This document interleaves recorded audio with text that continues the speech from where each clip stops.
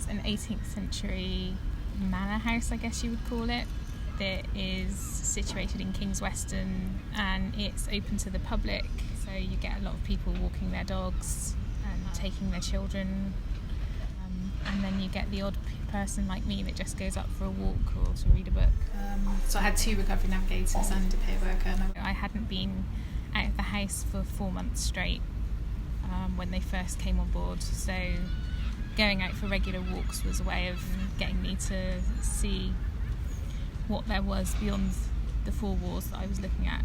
When we started doing this, it was the middle of winter, and they would come out, get their feet muddy with me, and just traipse through the woods and talk, and we'd kind of have our sessions walking through the woods and talking and just going over everything out in the fresh air, which was always a lot easier to digest, especially if we had sort of hard things to talk over. That's my favourite place, is the place that's got the arches. It's kind of tucked away in the woods, although it's on the main path, but most people kind of ignore it. But I like to kind of go up and sit on one of the steps in between the arches and just sit and read. I find it really calming, and I find it really pretty. It's got a view right the way down the long old driveway into the house, and I just like kind of sort of disappearing into the woods, really, and sitting and watching and reading my book and just being part of everything. And King's Weston House is only a 10-minute walk from my house, so it was a good place to start, and it's just become a regular spot for me. So even now, when I'm discharged and I'm working, it's still a spot that I go to at least once a week, usually more than that, because I just find it calming and a reminder that there's somewhere to go and just for everything to stop. It is lifelong learning that I've had. I love talking about that place. So.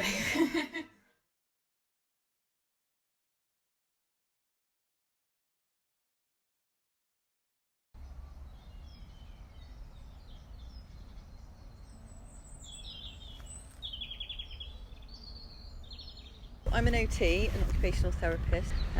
The OT specific bit that I do is probably mainly focused at the moment around Forest Fridays, and we use all kinds of different activities. So there's things around learning about nature, our environment, thinking about the wildlife that's present in the woods, learning new skills with tools. The way we present them is not pressured into, you will do this so that you will learn something new today.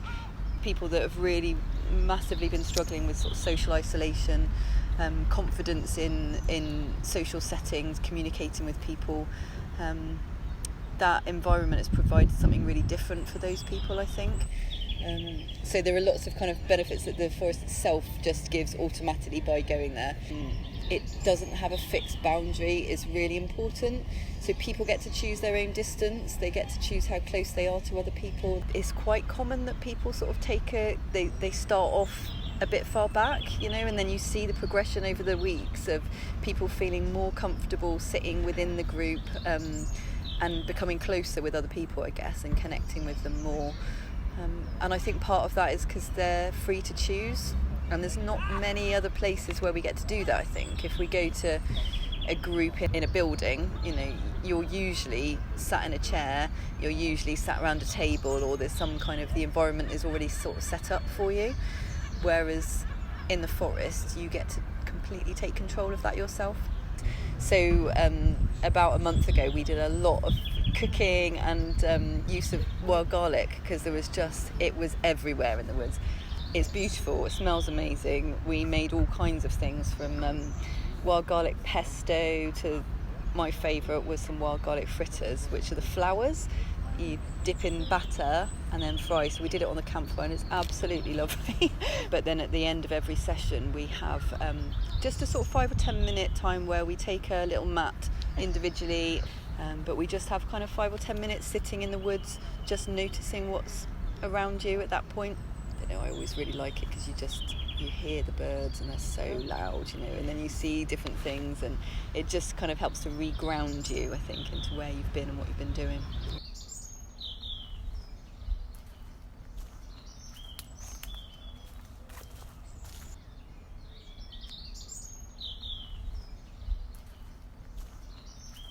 I'm the manager, and it's a 24-hour, 7-day-a-week service. So 10 people, and all with very, very different personalities. And there's the house, looking very nice with the Mediterranean sky. I really like the back of the house because we've really big trees, and it's very relaxing just to look at all the trees, and you hear the birds singing. There's so much wildlife around Wellbridge, which is always really, really nice. That's one of the trees on there, just amazing, and you hear different things at different times because it's a 24-hour project. So in the morning you hear the sort of bird song, they're all waking up, and the dawn chorus. And at night, you hear the sort of crows all coming into land, and they're a very different sort of sound. But it's all about us having our own sort of well-being, getting that sort of balance, and because it's psychologically informed. It's really important that you're doing stuff that makes you feel good as well, and it's not just sort of nose to the grindstone in front of a computer, or that's their raised vegetable plot, and they really tend it, which is it's really nice when sort of people are feeling quite tired or possibly not motivated. It's one of those things that people can go to, and you get a real sense of achievement. And obviously when you've grown some vegetables and then you eat them, it's just brilliant. For me, it's just trying to sort of capture that it is homely. It's a nice environment. It's very relaxing. It's very, very kind of safe. It lets people just be part of something else as well, and it's a chance just to that whole thing about it not being a ward at Wellbridge is just so important. It is like it's a sort of garden that I'd like to have, which is just great.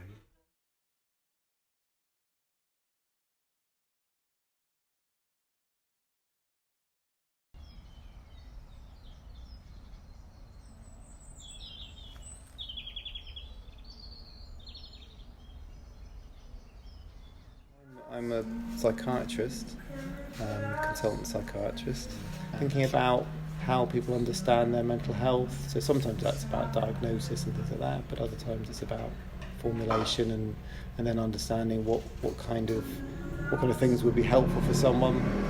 Is it about medication, or is it about psychological work, or is it about vocational work? All those sort of things are part of what I do in the service.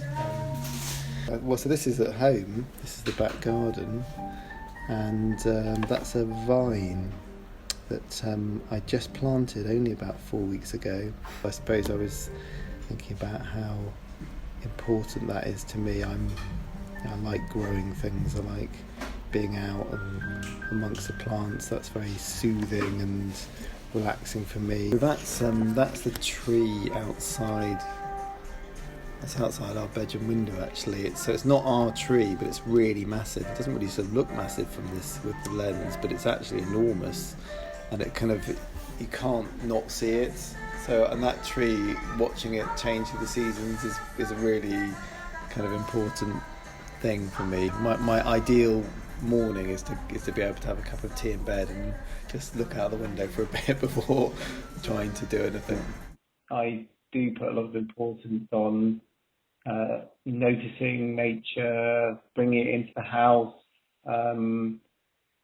spending time outdoors as much as I can. I like seeing people outside, and it's not always possible to do, but I do try and get people to go for a walk if it's possible, and whether that's actually working with a service user, or whether actually that's having a meeting with other staff. I think there are lots of opportunities to do what we call work, or what we call assessment, or what we call review, or whatever, all these sort of terms of the kind of work we might be doing.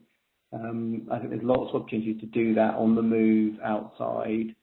Because often I meet people as a consultant psychiatrist. I meet people for, a review, and it's infrequently. I don't see people very regularly. I'd quite like the idea of offering people the choice of, would you like to meet in a place, in a building, or would you like to meet and meet outside? I don't know how it would go down, but I think it would be a beneficial thing to do, and when I'm able to do it, I think it really helps. And some people, it's actually a really good way to take the focus away from something that can feel very medical, and the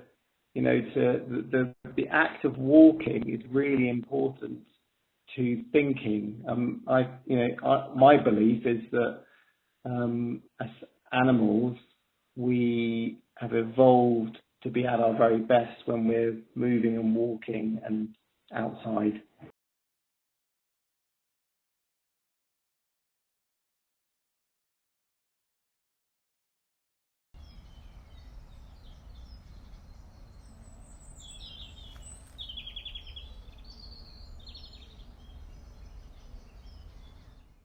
So you have 3 cats now? 3 cats, yeah. Pom Pom, Millie and BB. Sort of since I was 18, and I had my first place, and I'd had cats, as company, and because I haven't had a stable family and everything, they've been a major stable thing in my life.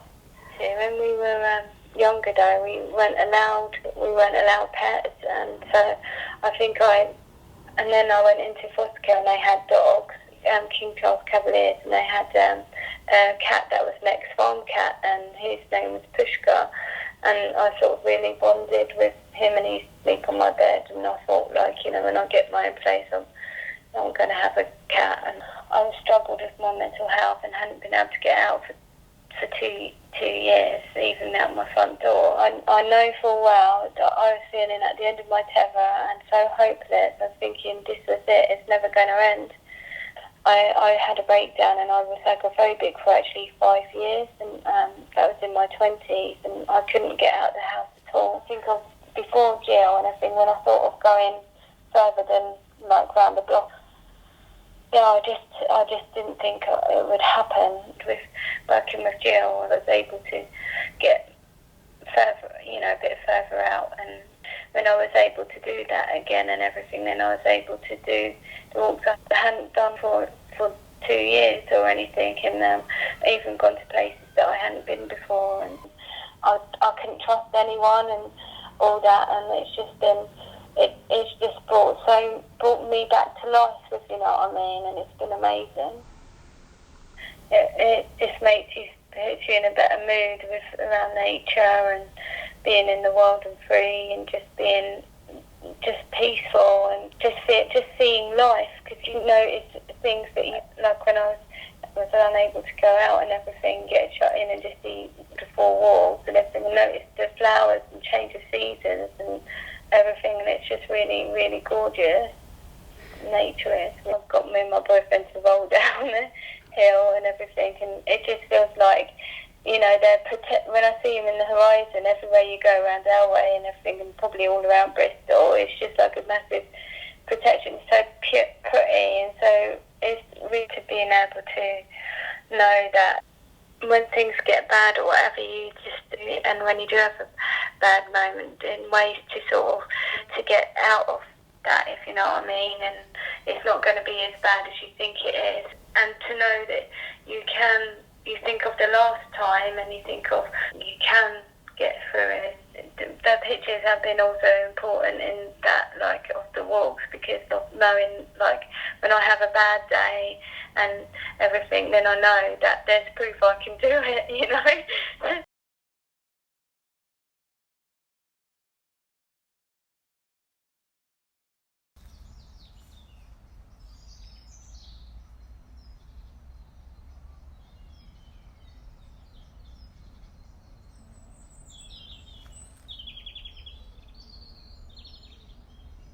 So I'm a peer recovery navigator, if we think it's going to be helpful to the service user to talk about our own experience of a certain situation which they might be dealing with in a similar way, if we think it might be helpful, we can actually use that.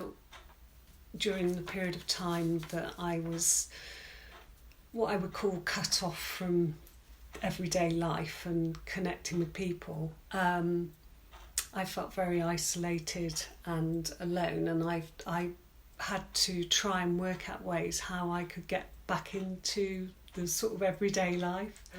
The thing that worked for me, I have got a strong Christian faith, and that is something that it's developed and deepened over the years.